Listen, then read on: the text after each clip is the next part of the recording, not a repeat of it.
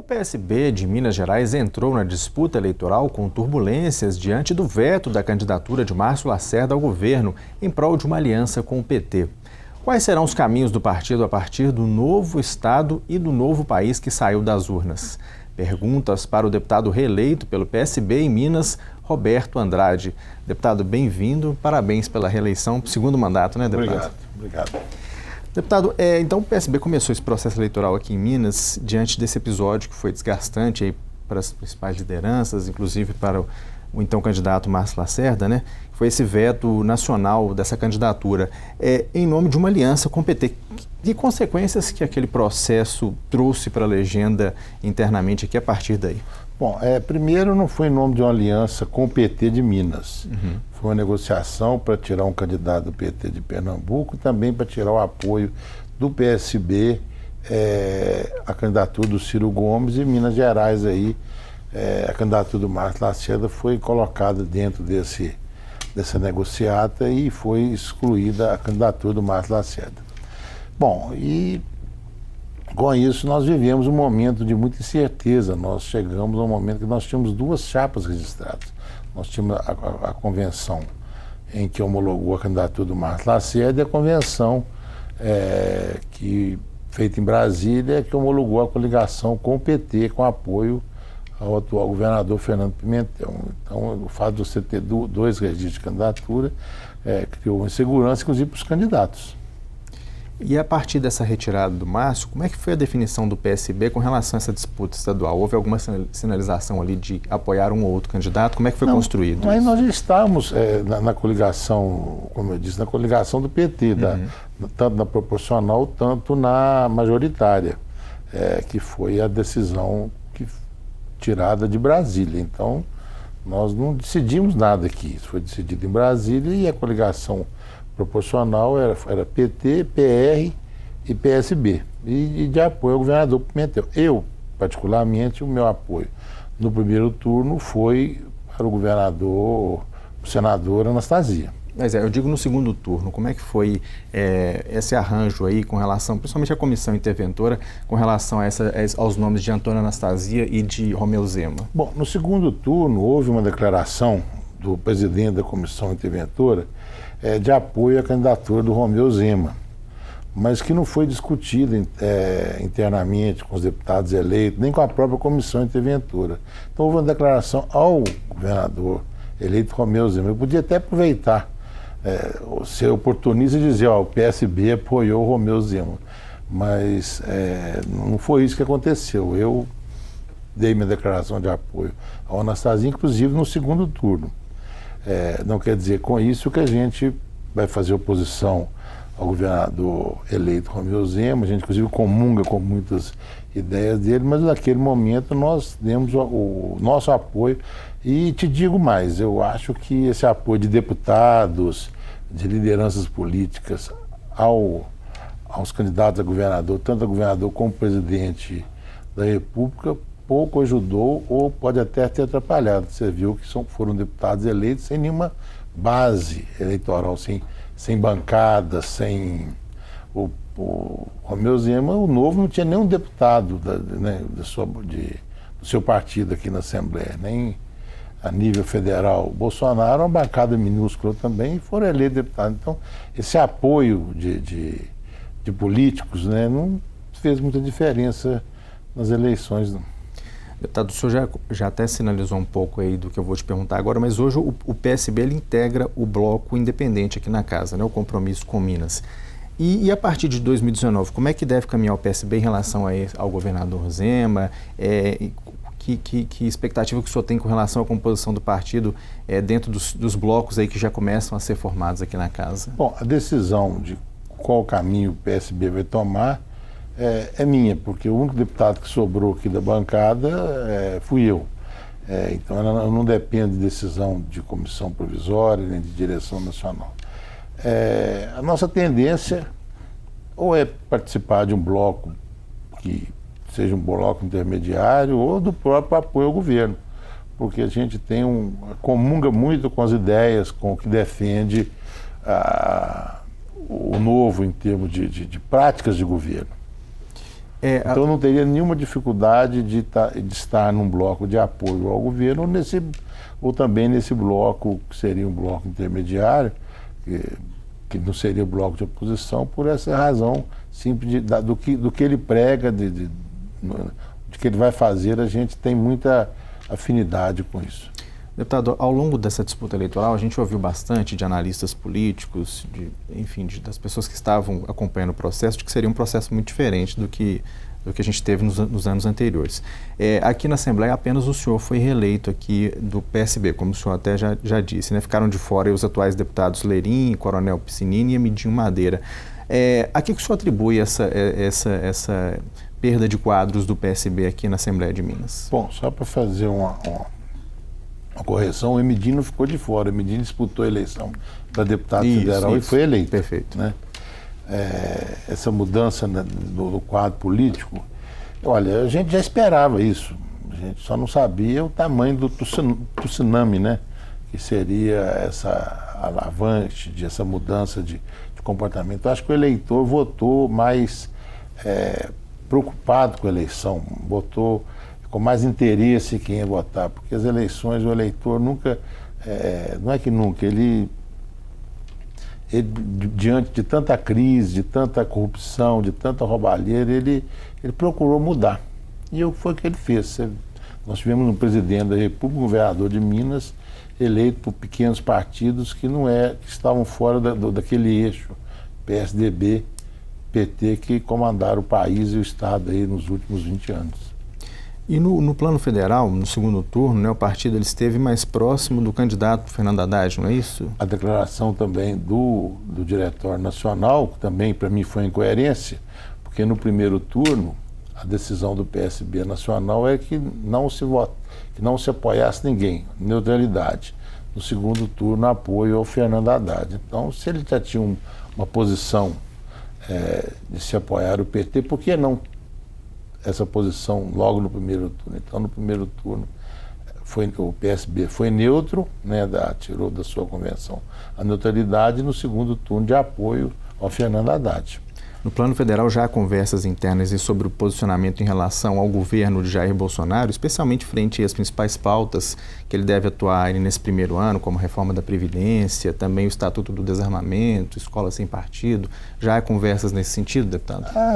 A informação que eu tenho do PSB nacional é pela imprensa. Então, a última declaração que eu vi é oposição responsável. Agora eles arrumaram o nome, oposição com crítica ao governo Bolsonaro. Uhum. Bom, voltando ao plano estadual, que leitura que o senhor faz dessa derrota de Fernando Pimentel já no primeiro turno e do tucano Antônio Anastasia na etapa final, tendo recebido inclusive menos votos do que ele conquistou na primeira etapa de votação? Olha, as pesquisas apontavam 2 dias antes da eleição que o Zema estava se aproximando do governador Pimentel. E eu tive vários eleitores, várias pessoas que falavam, não, vamos votar no Zema para tirar o Pimentel do segundo turno. E depois houve uma reviravolta, né? Aí o nome do Zema cresceu um pouquinho. Aí eles foram saber quem que é esse Zema, qual a proposta dele, né, do Romeu Zema. Então, o fato de ter colocado ele no segundo turno, muito em função, não vou dizer que todos os 40 e tantos % dos votos que ele teve no primeiro turno foi em função disso, mas ele foi no segundo turno muito em função de eleitores que não queriam que o governador Fernando Pimentel fosse para o segundo turno. Depois ele conseguiu uma projeção e as pessoas já estavam com aquela insatisfação com a política tradicional e aderiram ao nome dele, e foi que lhe deu a vitória. Essa ascensão repentina do Zema, então, tem a ver com esse sentimento da população de um desgaste da política? Exatamente. Sua avaliação? A própria Assembleia, a renovação, as pessoas, tem muitos deputados que estão novos, que estão vindo aqui. Você está vendo que houve uma renovação de pessoas fora. Tem gente que tem ex-vereadores, tem vereadores, mas também tem gente totalmente novo na política, com um discurso diferente, utilizando de redes sociais, que conseguiram sucesso e votações expressivas. Como é que o senhor acha que vai ser essa relação, deputado, a partir do ano que vem aqui na Assembleia, exatamente com esse maior número de partidos, maior número de novos deputados, inclusive de pessoas de fora da política, como o senhor tem dito? Vai ser mais difícil as negociações, a busca de consensos, ou, na verdade, a gente vai ter que esperar e qual vai ser a temperatura dessa legislatura? Olha, com relação ao governo do Estado, essa relação... Não, com relação entre os deputados aqui, na articulação entre os deputados, os novos partidos que estão chegando. Olha, nós precisamos de um presidente aqui que tem essa capacidade de articular, de acomodar as pessoas nas comissões, que agregue, né, a Assembleia, porque ela tem um desafio. Acho que a Assembleia também recebeu um recado das urnas. Olha, nós precisamos mudar, nós precisamos de novas propostas, de uma Assembleia mais proativa e essas pessoas que estão chegando aqui, estão chegando com essas ideias. Então, eu acho que precisamos de um presidente aqui que tenha essa capacidade de articular, que tenha uma Assembleia que realmente que a Assembleia hoje funciona, até sob a presidência do Cléber Lopes, mas ela vai ter que ter uma nova postura diante desse recado que as urnas deu aos políticos. E que análise que o senhor faz, deputado, de algumas das principais medidas aí sinalizadas pelo governador eleito, Romeu Zema? Ele fala em uma ampla reforma do Estado, ele fala também em mexer em empresas importantes como CEMIG e Copasa. Enfim, qual que é a avaliação que o senhor tem dessas primeiras medidas aí que o governador já sinaliza, e já sinalizava, inclusive, desde a campanha? Muitas coisas que ele falou, ele repensou, mas eu concordo, eu sou a favor de privatizações. Ele diz hoje que vai sanear a CEMIG e depois vai privatizar a CEMIG. A CEMIG hoje é uma empresa estatal que tem um monopólio de energia que funciona mal. Na verdade, você precisa ter uma ligação da CEMIG com a empresa funcionar. Lá no meu gabinete, eu estou cheio de pedidos, de pessoas pedindo que a CEMIG cumpra o seu papel de fazer a sua ligação. Então, a gestão pública, isso não é desse governo, é de empresas, ela não é eficiente. Ela não é eficiente. Você vê a Petrobras também, tirando a parte da corrupção, ela também não é uma empresa eficiente. Você vê a Embraer, até quando ela era uma empresa estatal, e o que ela virou depois de ser uma empresa privada. Então, eu não acredito numa gestão de empresa pública eficiente. Deputado, e como é que o partido acompanha e deve se posicionar em outro momento importante aí que a gente vai ter em 2019, que é a eleição da nova mesa diretora aqui da Assembleia? O PSB almeja algum dos cargos em disputa, o senhor no caso, né, que é o único deputado, o senhor almeja algum dos cargos? Como é que o senhor vai acompanhar esse processo? Olha, eu almejo que a Assembleia tenha um bom senso, que os deputados tenham um bom senso de chegar com uma candidatura única, que seria o ideal. Acho hoje, pelo quadro que a gente vê aí, um pouco difícil, mas que seja uma candidatura única de um nome que consiga, que eu já disse, que consiga agregar, que tenha um trânsito fácil em todos os segmentos, para que a casa funcione.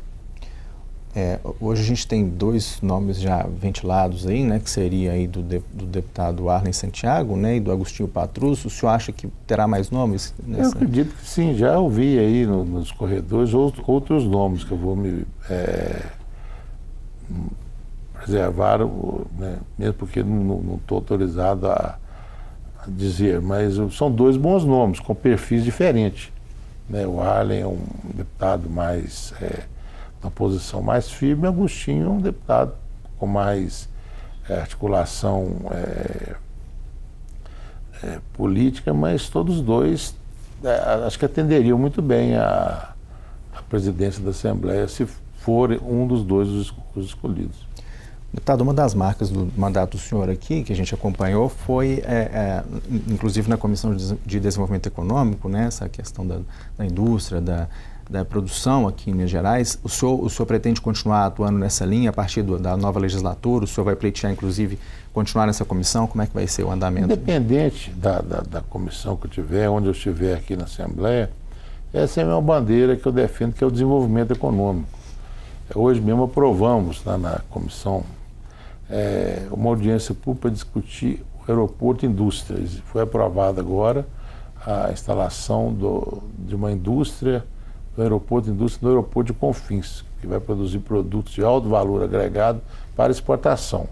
Para isso você precisa de uma legislação específica para essas indústrias que vão lá instalar. Então nós vamos discutir nos próximos dias, vamos chamar aí as entidades de classe, a FIENG, o próprio governo que está assumindo, para a gente discutir essa questão desse aeroporto, que eu acho que pode ser um grande avanço na questão do desenvolvimento ali daquele vetor norte do aeroporto de Confins, que sempre foi uma bandeira nossa aqui na Assembleia.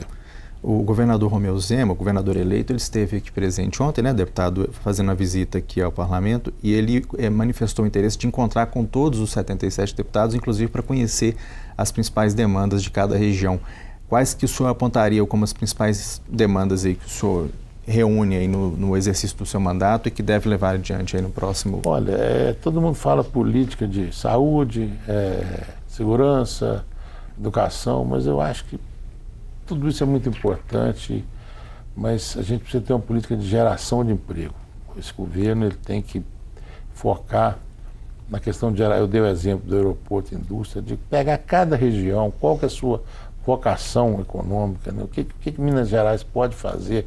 Você hoje tem uma reportagem no jornal que cada xícara de café, de cada 5 xícaras de café consumidas no mundo, uma é produzida em Minas Gerais, mas o café ele é vendido em grão para a Itália, e lá ele volta naquela cápsula custando 20 vezes mais do que o valor. Então, agregar valores aos produtos de Minas. Então, se a gente não tiver uma política para gerar emprego, porque aí você tem emprego, aí você tem geração de imposto, aí você tem dinheiro para cuidar da saúde, cuidar da educação, da segurança. Então, precisa ter uma política realmente firme, uma política proativa para gerar emprego no nosso estado, para gerar renda.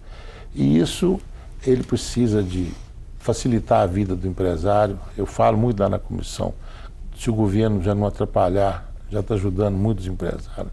Uma licença ambiental dura 2, 3 anos para o empresário conseguir para fazer um empreendimento. Uma ligação, às vezes, da CEMIG para a indústria começar a funcionar da mesma forma.